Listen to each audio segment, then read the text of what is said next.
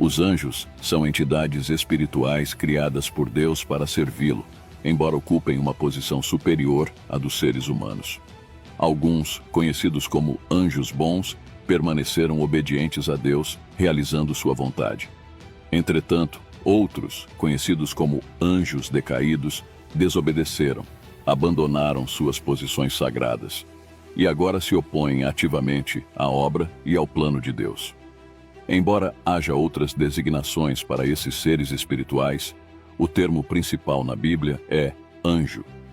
Outros 3 termos que claramente se referem a anjos são serafim, querubim e espíritos ministradores, que pode ser mais uma descrição do que um nome.